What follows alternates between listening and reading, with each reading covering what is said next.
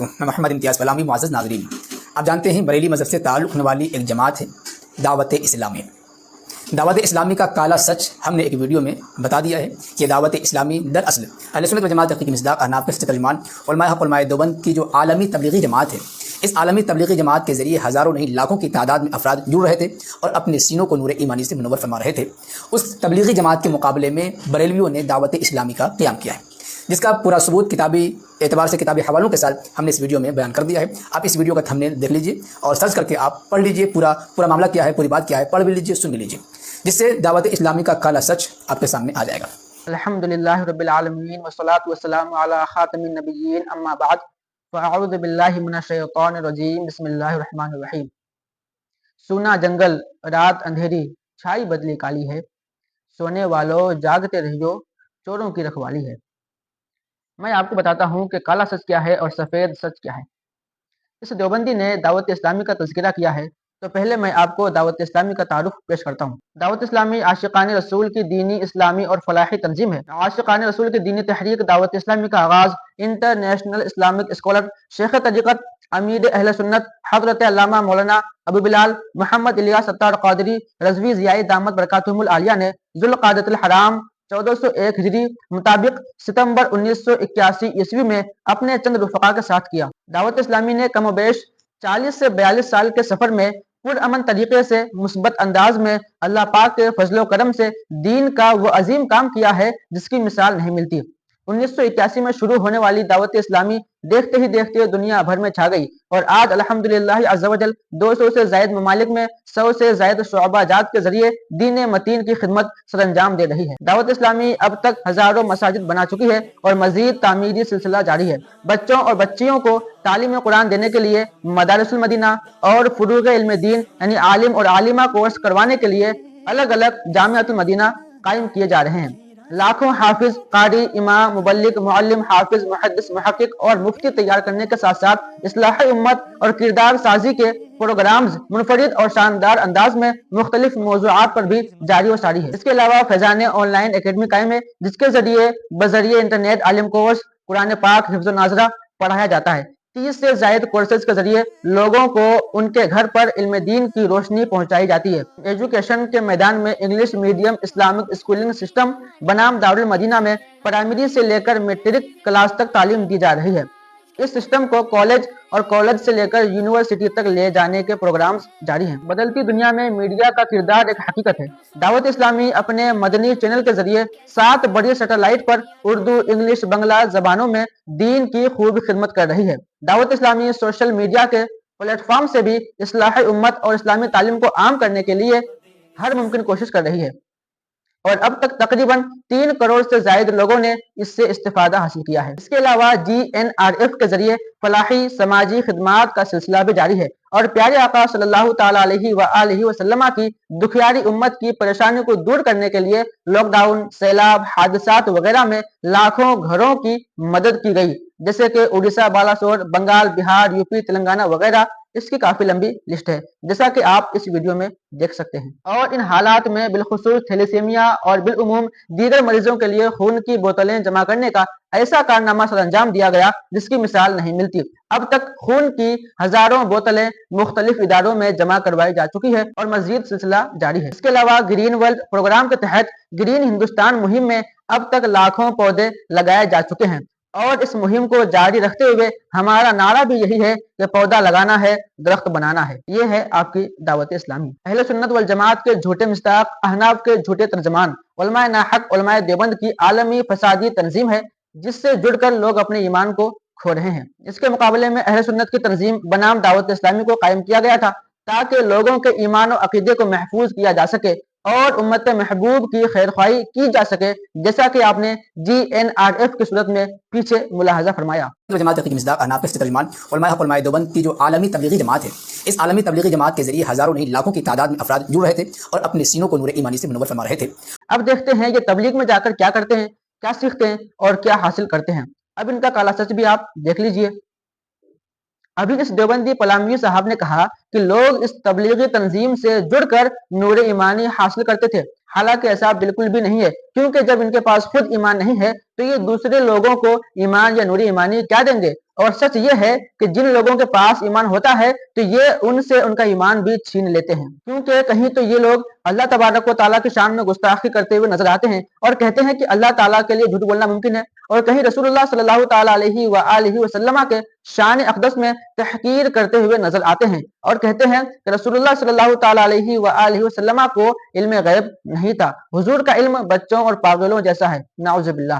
یہ میں اپنی طرف سے نہیں کہہ رہا ہوں، اب آپ خود دیکھیے، جیسا کہ کتاب فتاوی رشیدیہ صفحہ نمبر 237 پر لکھا ہے کہ اللہ تعالیٰ کے لیے جھوٹ بولنا ممکن ہے۔ اسی طرح کتاب تقویۃ الایمان مصنف اسماعیل دہلوی صفحہ نمبر 80 پر لکھا ہے کہ اس حدیث سے معلوم ہوا کہ اولیاء، انبیاء اور امامزادے، پیر، شہید یعنی جتنے بھی اللہ کے مقرب بندے ہیں وہ سب انسان ہی ہیں اور بندے عاجز اور ہمارے بھائی ہیں، مگر اللہ نے انہیں بڑائی دی ہے، وہ ہمارے بڑے بھائی ہوئے۔ اب جو ایسا کہے اس پر کیا حکم ہے، آئیے انہی کی کتاب سے دیکھتے ہیں۔ کتاب المہند علی المفند مصنف خلیل احمد سہارنپوری امبیٹوی صفحہ نمبر 54 سوال نمبر 17۔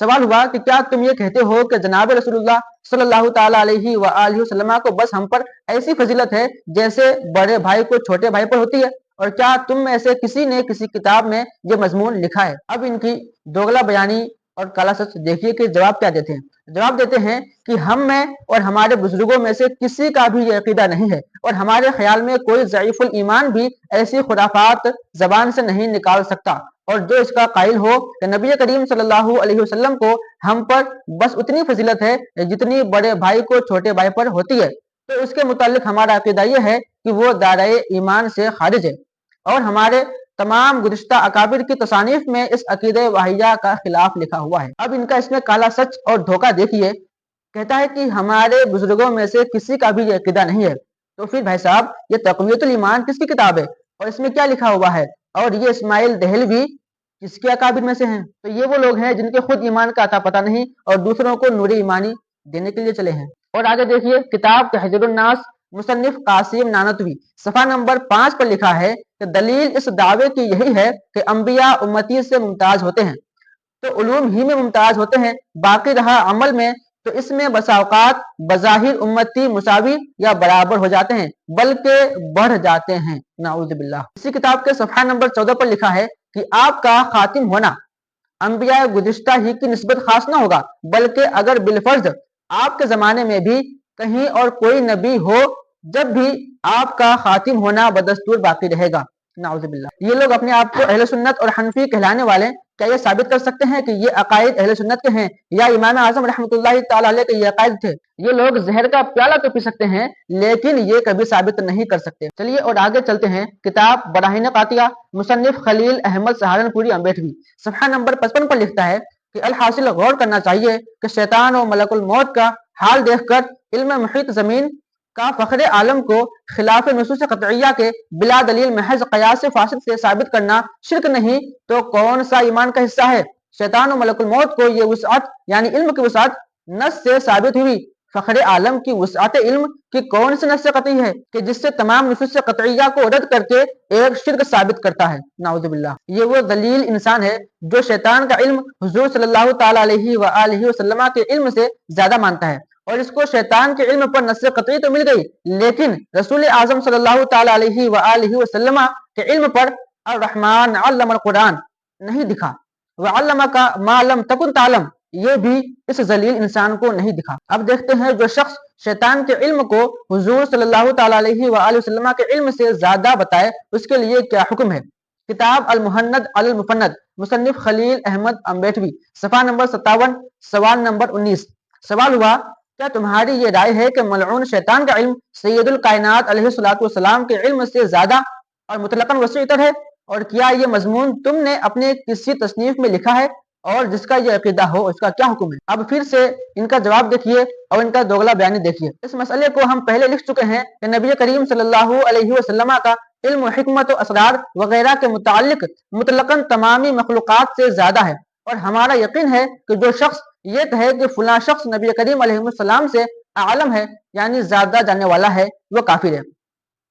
اب یہ وہ لوگ ہیں جن کے خود ایمان کا پتہ نہیں اور دوسرے کو نور ایمانی دینے کی بات کرتے ہیں۔ اور آگے دیکھتے ہیں کتاب حفظ الایمان، اس کا اصلی نام ہے حفظ الایمان، لیکن یہ کتاب حفظ الایمان نہیں بلکہ حفظ الایمان ہے۔ مصنف اشرف علی تھانوی صفحہ نمبر 15 پر لکھا ہے، پھر یہ کہ آپ کی ذات مقدسہ پر علم غیب کا حکم کیا جانا اگر بقول زید صحیح ہے تو دریافت طلب امر یہ ہے کہ اس غیب سے مراد بعض غیب ہے یا کل غیب۔ اگر بعض علم غیب مراد ہے تو اس میں حضور ہی کی کیا تخصیص؟ ایسا علم تو زید، عمر، بکر اور ہر صبی و مجنون بلکہ جمیع حیوانات و بہائم کے لیے بھی حاصل ہے۔ نعوذ باللہ۔ اب دیکھتے ہیں اس شخص کا کیا حکم ہے جو نبی کریم صلی اللہ تعالیٰ علیہ وآلہ وسلم کے علم کو بچوں اور جانوروں کے برابر کہے۔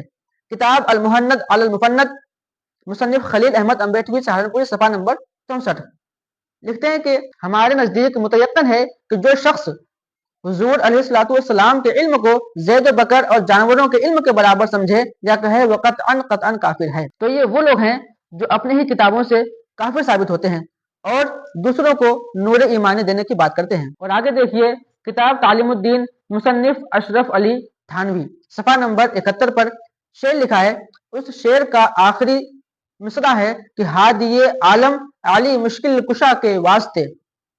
اب دیکھتے ہیں دیوبندی عقیدے کے مطابق کسی کو مشکل کشا کہنا کیسا۔ انہی کی کتاب تفسیر جواہر القرآن صفحہ نمبر 42 لکھا ہے کہ غائبانہ حاجات میں کسی پیر و فقیر یا پیغمبر کو پکارنا کفر اور شرک ہے، اور یہی شرک مشرکین مکہ میں تھا اور ہر پیغمبر کے زمانے میں ہوتا رہا۔ محترم ناظرین، آپ نے دیکھا کہ ان کی کتابوں میں کتنے کفریہ عقائد موجود ہیں، اور جب پکڑ کیا جائے تو یہ دوگلا بیانی سے کام لیتے ہوئے نظر آتے ہیں، لہذا یہ لوگ خود کی کتابوں سے خارج از اسلام نظر آتے ہیں۔ امید ہے دیوبندی اور تبلیغی جماعت کے تعارف کے لیے اتنا کافی ہوگا۔ یہ خود کو تو اہل سنت اور احناف کے سچے ترجمان اور علماء حق کہتے ہیں، جبکہ ان کی کتابوں میں ایسے عقائد موجود ہیں جو کہ 1400 سال سے کسی اہل سنت مسلمان کا یہ عقیدہ نہیں رہا ہے۔